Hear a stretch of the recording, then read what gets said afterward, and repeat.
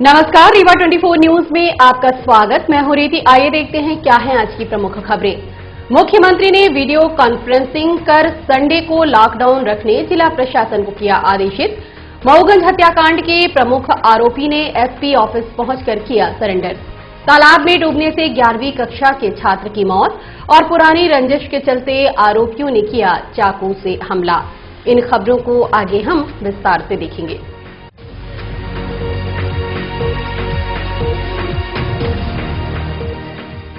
Covid मरीजों में इजाफा होता देख मुख्यमंत्री ने वीडियो कॉन्फ्रेंसिंग के जरिए बैठक कर दिए आवश्यक दिशा निर्देश। साथ ही संडे लॉकडाउन के लिए आदेश जारी किया गया है।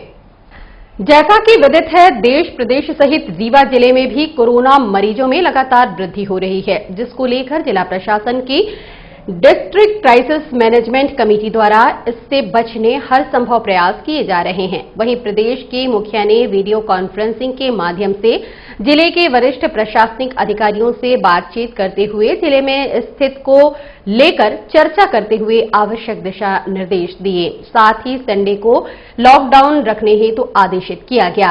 इस संबंध में सिटी केबल नेटवर्क रीवा 24 के संवाददाता अमित पांडे ने रीवा कलेक्टर इलैया राजा टी से बात की। उन्होंने क्या जानकारी दी, आप खुद सुने। सभी जिलों का माननीय मुख्यमंत्री के महोदय द्वारा है ना रिव्यू किया गया है।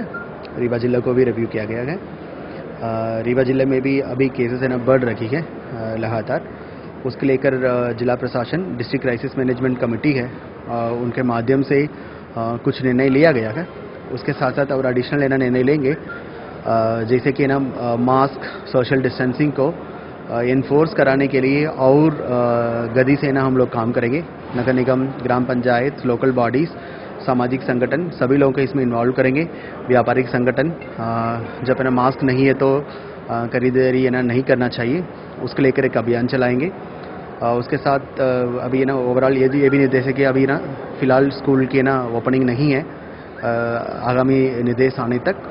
और उसके अलावा कहाँ तक लॉकडाउन की है ना बात है, शनिवार को रात को 10 बजे से लेकर रविवार को है ना सुबह 6 बजे तक का सभी जिलों में ना लॉकडाउन लगेगा। रीवा जिले में भी शनिवार की 10 बजे से रात को 10 बजे से लेकर सोमवार का है ना मॉर्निंग 6 बजे तक का है ना लॉकडाउन लगेगा।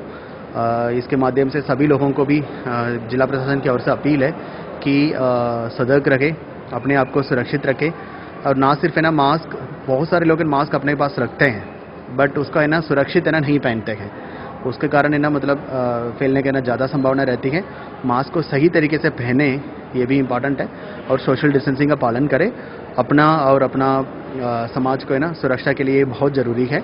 और कोई भी वायलेशन करेगा, कोई भी दुकानदार हो या फिर कोई भी है, उसका जुर्माना डालने के लिए भी हम काम करेंगे। रेलवे स्टेशन में अभी हम लोगों ने ट्रेन्स काफ़ी आ रही है, नागपुर से और भोपाल, इंदौर से भी ना लोग आते हैं। इसको रोकने के लिए अभी है ना हम लोगों ने एक टीम भी बिठाया है उधर, उसमें स्क्रीनिंग कराई जा रहा है। उसके साथ रेलवे के साथ हम कोऑर्डिनेट करेंगे, लगातार अनाउंसमेंट किया जाएगा। वहाँ भी पहले से लोगों को है ना जागरूक करें कि जाके, और कोई नागपुर से आता है तो वो अपने आप को है ना पहले होम क्वारंटाइन कराए, 7 दिन के बाद ये ना मतलब बाहर आए। इसको लेकर हम लोग काम करेंगे। तो व्यवस्था किस तरीके की है? जैसे देखा जा रहा है कि 28 हो गए, अब धीरे धीरे मामले बढ़ते जा रहे हैं, तो इसके लिए आपके पास क्या व्यवस्था है बेड वगैरह की? हाँ, बेड्स की कहाँ तक संख्या है, जैसे 123 केसेस हैं, उसमें 110 केस है ना होम आइसोलेशन में है, 13 केस है ना हमारी ना हॉस्पिटल में है। उसमें हमारे पास है ना बेड्स की पर्याप्त संख्या है। अभी हॉस्पिटलाइजेशन की ना केसेस की संख्या काफ़ी कम है। हमारी जिला अस्पताल में 50 बेड्स की व्यवस्था है, संजय गांधी में 440 बेड्स की व्यवस्था है, प्राइवेट हॉस्पिटल में भी रीवा और विंध्या हॉस्पिटल में 20-40 बेड की व्यवस्था है। सो अभी टोटल हम लोग 176 ICU HDU बेड्स भी है ना हमारी मेडिकल कॉलेज में है। 13 पेशेंट्स में भी है ना सिर्फ 6 ही पेशेंट्स है ना प्रॉपर है ना ऑक्सीजन में है। सो बेड्स की अभी है ना कोई चिंता नहीं है, बट फिर भी हम लोग है ना लगातार बेड्स की संख्या बढ़ाने के काम कर रहे हैं। ऑक्सीजन के लेकर है ना अभी हमारे 20 KLD का है ना व्यवस्था है मेडिकल कॉलेज में, और 30 KLD की व्यवस्था हम लोग है ना बना रहे हैं 15 अप्रैल तक सुपर स्पेशलिटी और मेडिकल कॉलेज में। 10 और 10-10 20 टोटल 30 है ना KLD का व्यवस्था भी हो जाएगा। उसके बाद बेड्स और ऑक्सीजन की लेकर, इलाज के लेकर है ना हम लोग है ना बिल्कुल निश्चिंत हैं। हम लोग सतर्क भी है कि उसका लगातार मॉनिटरिंग कर रहे हैं, उसमें कोई प्रॉब्लम नहीं होगी। बट हमारी मेन मुद्दा है कि नंबर ऑफ केसेस है ना में कमी लाए जाए, उसके लिए एक रोको टोको अभियान और जागरूकता अभियान उसको चलाने की जरूरत है। सर वैक्सीनेशन को लेकर बढ़ाने के लिए क्या अपील कैसे करें? कोविड में रीवा ने बहुत अच्छा काम किया। पहले एक ही दिन में हम लोग 20-20 हज़ार है ना संख्या में भी लाए हैं। अभी हमारी टारगेट है 12,000 है ना 300 की ऊपर है। उसको हम लोग लगातार आज भी है ना वैक्सीनेशन चल रही है। 1 तारीख को भी वैक्सीनेशन होगा और 3 तारीख को वैक्सीनेशन होगा। इसमें कल अप्रैल 1 तारीख से 45 के ऊपर है ना कितने भी लोग हैं उन सबको है ना टीकाकरण करने के लिए व्यवस्था है। पूरी जिले में 76 सेंटर्स हैं कहाँ है ना टीकाकरण किया जाएगा। हम लोग ये कोशिश किया है कि ग्रामीण क्षेत्र में भी लोग है ना ज़्यादा दूर को है ना परिवहन करने के लिए, ट्रांसपोर्टेशन के लिए आवश्यकता ना पड़े और ग्राम पंचायत, नगर पंचायत, लोकल बॉडीज़ और जन अभियान परिषद और सामाजिक संगठन है और धार्मिक संगठन ये भी लोगों को है ना मदद करें वैक्सीनेशन केंद्र तक लाने के लिए।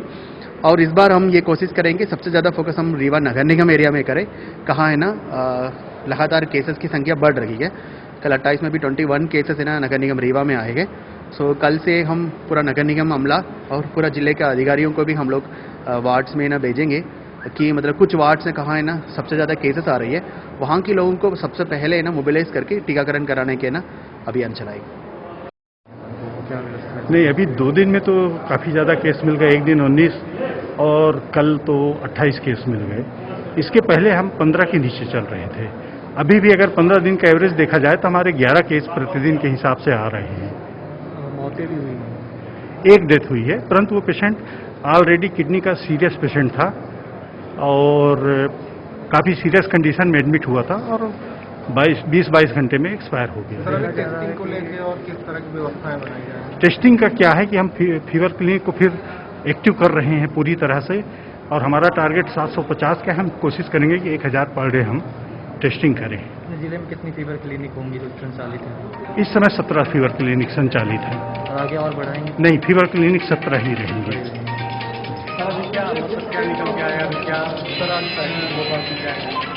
नहीं, बस यही सीएम साहब के यही निर्देश हो रहा था कि किस तरह से इसको अपन कंट्रोल करें कि आगे न बढ़ने पाए।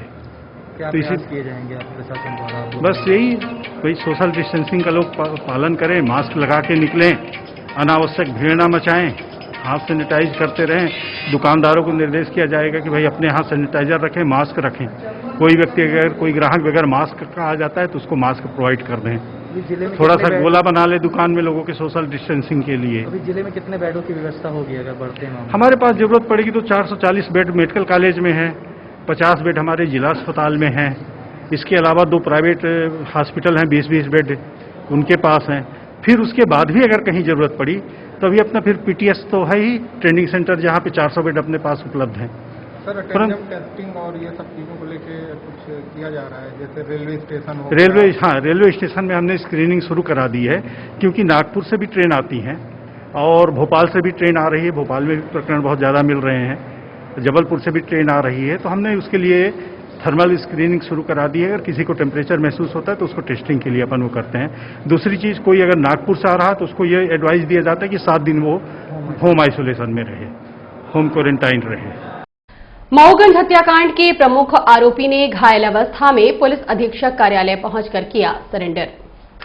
रीवा जिले के मऊगंज थाना क्षेत्र के ग्राम ढेरा के हत्याकांड मामले में उस वक्त रहस्यमयी मोड़ आ गया जब हत्याकांड का प्रमुख आरोपी नवीन उर्फ सोनू शुक्ला खुद घायल अवस्था में पुलिस अधीक्षक कार्यालय पहुंचा और अपने आप को सरेंडर किया। इस दौरान मीडिया कर्मियों ने गंभीर रूप से घायल हत्या के प्रमुख आरोपी से बात की तो उसने बताया कि वह बेकसूर है।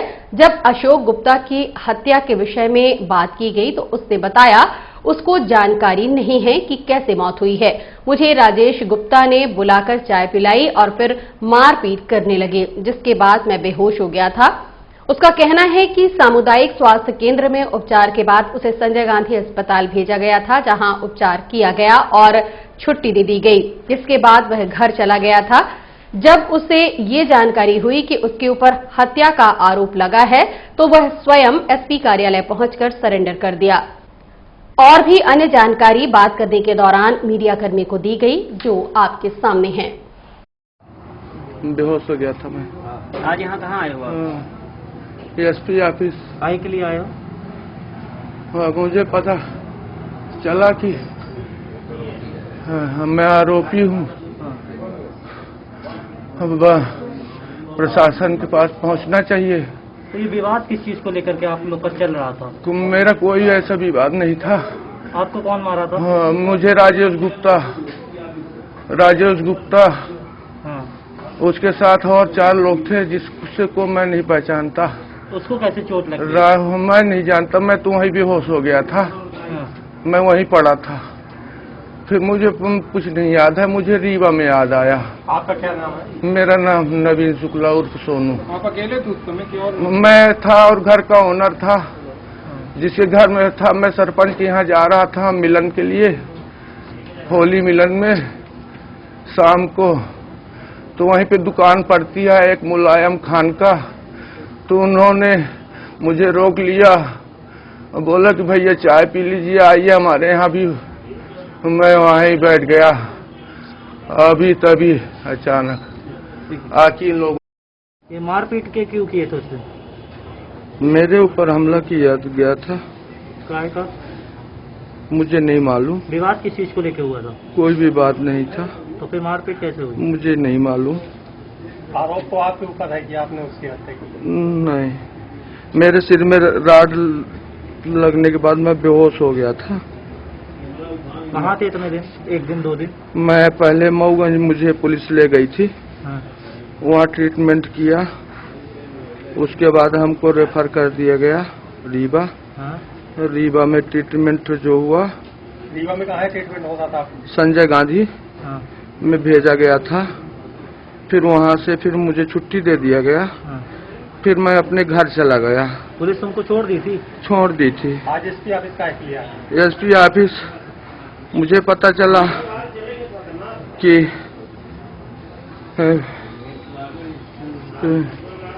11वीं कक्षा के छात्र की बोदाबाग तालाब में डूबने से मौत हो गई। मौके पर पहुंचकर विश्वविद्यालय पुलिस ने स्थानीय लोगों की मदद से शव को निकलवाकर पीएम हेतु संजय गांधी भेजा गया। रीवा के नेहरू नगर में रहने वाला हर्ष उर्मलिया अपने साथियों के साथ बोदाबाग तालाब गया था। नहाने के दौरान तालाब के गहरे पानी में बह चला गया, जहां डूबने से उसकी मौत हो गई। स्थानीय लोगों की सूचना पर पहुंचे पुलिस व प्रशासन तालाब में डूबे हुए बालक का शव लोगों की मदद से निकलवाया। पुलिस के द्वारा पंचनामा उपरांत शव को पीएम हेतु संजय गांधी अस्पताल भेजा गया। इस मामले में विश्वविद्यालय थाना प्रभारी से बात की गई। ये 11वीं कक्षा में पढ़ते थे हर्ष उर्मलिया, पिता ओंकार उर्मलिया। नहा रहे थे तो तालाब में डूब गए। ये कहाँ का रहने वाला है, क्या नाम? ये उसे नेहरू नगर के रहने वाले हैं। स्कूल गया था? स्कूल गए थे। स्कूल से आके यहाँ नहाने गए थे, कपड़े और बस्ता रखे, पानी डूब गए। लाश बरामद हो गई, कार्रवाई की जाए। अकेले ही थे कि और भी? और 2 लड़के और थे, इसके दोस्त थे। चूंकि डर के भाग गए, चिल्ला के डूब गया। कोई उस समय बचाने वाला था नहीं। पुराने विवाद के चलते दर्जन भर युवक 4 लोगों पर टूट पड़े। लाठी, डंडा व चाकू के ताबड़तोड़ हमला किया, जिससे आयुष गुप्ता नामक युवक के ऊपर चाकू से गंभीर वार किए गए, जिससे उपचार हेतु संजय गांधी अस्पताल में भर्ती करवाया गया। रीवा सिटी कोतवाली थाना क्षेत्र अंतर्गत प्रकाश चौराहा स्थित गांधी कॉम्प्लेक्स में पुरानी रंजिश को लेकर 10 की संख्या में आए बदमाशों ने 4 लोगों के ऊपर लाठी, डंडे व चाकू से हमला कर दिया, जिसके चलते आयुष गुप्ता निवासी गुड़हाई बाजार को गंभीर चोटें आई हैं। आरोपियों ने घायल के पेट में लगभग 6 गहरे वार किए। वहीं हाथ में चाकू से वार करने से हाथ की नस कट गई। घायल की हालत गंभीर बनी हुई है, जिसे उपचार हेतु संजय गांधी अस्पताल में भर्ती करवाया गया है। जानकारी के अनुसार अमहिया निवासी अयूब खान, टिंकू खान व उनके अन्य साथियों द्वारा मारपीट की गई है। साथ ही आरोपियों द्वारा पिस्टल से मौके में हवाई फायर भी किया गया। घटना की जानकारी पुलिस को दे दी गई है। पुलिस द्वारा मामले की पड़ताल की जा रही है। इस संबंध में एडिशनल एसपी ने रीवा 24 को जानकारी दी। घटना हुई है रात में करीब 11:30 पौने 12 बजे के आसपास धोबिया टंकी के आसपास से 4 लड़के 2 मोटरसाइकिल से आ रहे थे। उसी समय 3 लड़के और थे दूसरे। उन दोनों में आपस में कुछ विवाद हुआ, वाद विवाद हुआ। उस पर से एक पक्ष ने दूसरे पक्ष पर चाकू से हमला कर दिया। इस कारण से उसको चोट लगी है और वो अभी अस्पताल में है, अब इलाज चल रहा है। पुलिस ने प्रकरण पंजीबद्ध कर लिया है। 3 आरोपियों में से एक आरोपी को पुलिस ने गिरफ्तार भी कर लिया है, 2 आरोपियों की तलाश जारी है। 4 लोग घायल। और हम मिलते हैं एक छोटे से ब्रेक के बाद। हड्डी जोड़ एवं रीढ़ रोग तथा स्त्री रोग एवं प्रसूति रोग का इलाज एक ही छत के नीचे। विघ्नहर्ता hospital and trauma centre, hotel landmark के पास, रतहरा, रीवा। डॉक्टर संतोष सोनी, पूर्व चिकित्सक, बॉम्बे हॉस्पिटल, मुंबई। हड्डी जोड़ एवं रीढ़ रोग विशेषज्ञ, छोटे चीरे एवं दूरबीन विधि द्वारा हाथ तथा पैर की हड्डियों का ऑपरेशन। गठियाबात, जटिल एवं बिगड़े हुए फ्रैक्चर का बेहतर इलाज करते हैं डॉक्टर संतोष सोनी। विघ्नहर्ता हॉस्पिटल ट्रॉमा सेंटर में ही स्त्री एवं प्रसूत रोग विशेषज्ञ डॉक्टर शैलजा सोनी भी उपलब्ध हैं, जिनकी देखरेख में नॉर्मल डिलीवरी, सिजेरियन ऑपरेशन एवं बच्चेदानी से संबंधित ऑपरेशन की बेहतर सुविधा। संतानहीन दंपत्ति तत्काल संपर्क करें। विघ्नहर्ता hospital and trauma centre, hotel landmark के पास, रतहरा, रीवा। सुविधाजनक एवं सफल इलाज हेतु आज ही संपर्क करें।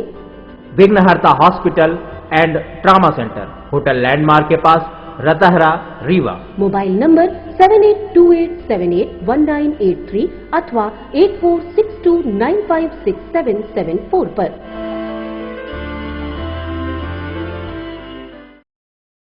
जमीनी विवाद के चलते चाचा ने यूपी से बदमाशों को बुलाकर भतीजे की पिटाई करवा दी, जिसे उपचार हेतु संजय गांधी अस्पताल में भर्ती करवाया गया।